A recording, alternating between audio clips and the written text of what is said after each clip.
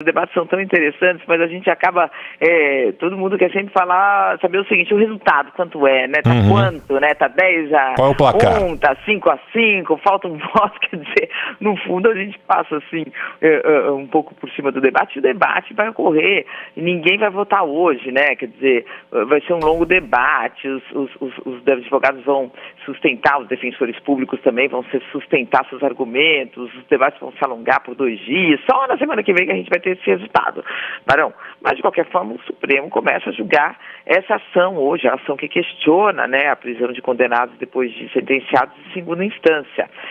Como a gente já disse aqui, o tribunal está rachado, né, alguns ministros já estão antecipando votos, e a Câmara dos Deputados, ou um grupo de parlamentares, está tentando acelerar a tramitação de uma PEC, uma proposta de emenda constitucional, para mudar a Constituição e permitir definitivamente a prisão depois de segunda instância. Por que isso? Há uma desconfiança, Barão, de que o Supremo vai sim mudar o entendimento e vai vetar a prisão depois de segunda instância.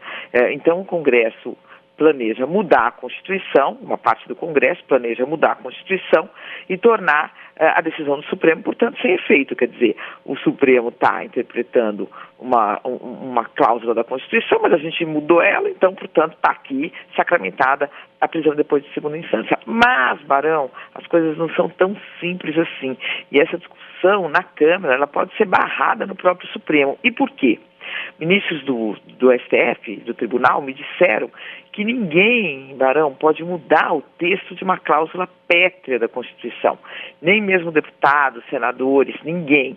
Por isso, ela é pétrea, como pedra, perene, imutável. Quer dizer, você pode fazer emendas para mudar a Constituição em outras cláusulas, em outros detalhes, em outros artigos, mas não em cláusulas pétreas. Cláusulas pétreas, como diria o nosso ministro do Trabalho da época do Collor, são imexíveis, né? Ele cunhou essa palavra na época. Funaro, né? Não, foi o Macri. Foi o Macri, tem razão. O ministro do Trabalho. Isso. É Macri, né? É isso, estou acertando, a gente está... Tá certo. Enfim. Mas, portanto, não teria como mexer nessa cláusula que prevê que uma pessoa só pode ser considerada culpada depois de sentença judicial, depois do trâmite final de uma sentença condenatória. É Rogério Magri, viu, Mônica? Rogério Magri. Não, eu fiquei, falei, Macri, o Macri é o presidente da gente. Não, mas a bobagem foi minha aqui. Pode continuar. Bom, só uma nova constituinte, Barão, portanto, com integrantes eleitos, uma Assembleia Constituinte eleita só para escrever uma nova Constituição, um novo texto, poderia derrubar uma cláusula pétrea, porque afinal seria uma nova Constituição.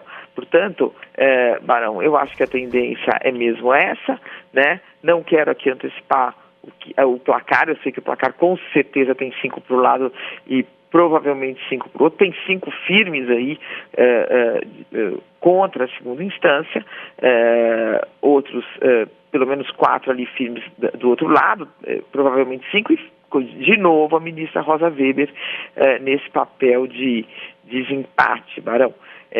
Que eu tenho ouvido falar da ministra Rosa Weber, que é uma ministra muito discreta, muito fechada, não revela o voto, não fala do voto, mas ela pediu que, se caso voltasse à pauta, perguntou mais de uma vez para o ministro Dias Toffoli se o caso voltaria à pauta, quando voltaria à pauta. Portanto, a leitura é que ela quer discutir o assunto, provavelmente, né, é a leitura que se faz para mudar o entendimento, porque se fosse para manter, não tem por que ir para votação, né? Quer dizer, as pessoas que são a favor da prisão depois de segunda instância, se já está valendo isso, para que vai discutir de novo, né?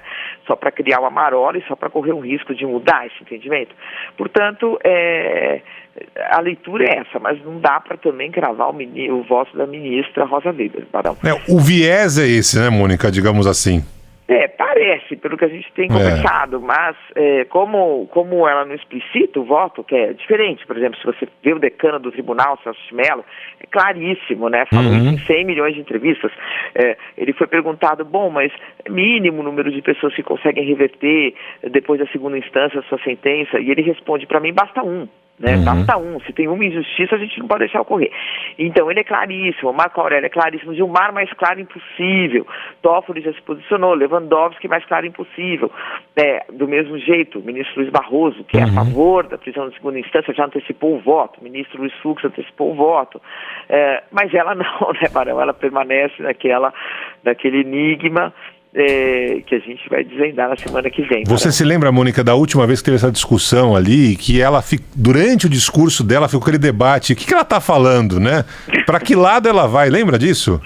Não, foi uma coisa de louco. Mas eu me recordo, só se a gente tiver mais um tempinho, ela ali, porque veja bem, a ministra Rosa Weber, ela é contra a prisão depois de segunda instância. Ela já votou contra isso, foi um voto derrotado anos atrás, em 2016, quando essa questão foi discutida lá atrás do Supremo. Ok, ela foi voto vencido, aí estava tudo ok, até que veio aquele habeas corpus do Lula, e a questão voltou a ser discutida, né? E alguns ministros falaram, não, nós estamos discutindo o habeas corpus, mas nós podemos discutir aqui a questão de fundo. E ela falou, não, aqui não é a hora de discutir a questão de fundo. Essa questão já foi decidida e nós temos que decidir, apesar de ser um voto vencido, eu voto conforme a decisão anterior. Mas não foi com esse português que a Mônica está falando, né? Não foi isso, mas foi isso que ela disse, né? Não dá para aqui, de roldão, mudar um entendimento que a Suprema Corte tomou, porque nós temos que dar segurança jurídica às pessoas, não dá para ficar mudando regras ao Deus dará, etc, etc. Os ministros ficaram ali um pouco perplexos, eu me lembro bem, o ministro Celso de Mello, o ministro Lewandowski, mas ministra, se a senhora pensa isso, se nós estamos aqui sugerindo discutir isso, por que não? Não votou, Lula foi preso e foi aquele abalo no Brasil. Né? Eu lembro desse dia que você contou aqui, que você estava conversando, inclusive, com ministros que estavam ali na sessão, perguntando o que ela ia decidir, que não dava dando para entender qual que era o voto dela no final das contas, né? Mas no final das contas foi esse o voto da ministra Rosa Weber, que agora, obviamente, pode ter, ao que parece, né, uma mudança nessa interpretação, que é o que ela teria lá originalmente entendido sobre a prisão em condenação em segunda instância, né, Mônica? Ela nunca disse que era a favor da prisão em segunda instância. O que ela falou naquele momento do Lula é o seguinte, como essa regra está valendo, nós temos que julgar de acordo com essa regra. Nós não podemos mudar a regra só porque tem um julgamento aqui de uma pessoa importante. Sim. Né? Esse foi o posicionamento dela, mas ela nunca falou, eu estou revendo, eu acho que prisão em segunda instância é boa. Ela nunca falou disso. Então, por isso as pessoas acham que ela vai votar nesse sentido. Porém, Barão, eu me recordo que do mesmo voto, que foi para um lado, foi para o outro, foi para um lado, foi para o outro, ela fez algumas afirmações do tipo, não se pode mudar a todo momento, isso não traz segurança jurídica. Por isso essa dúvida maior agora. Por isso se tem dúvida, ou seja, eu sou a favor disso, mas também eu acho que não dá para ficar mudando. Então ela ficou nesse meio do caminho e fica todo mundo aí um pouco tentando adivinhar, né, Barão? Vamos ver o que vai acontecer.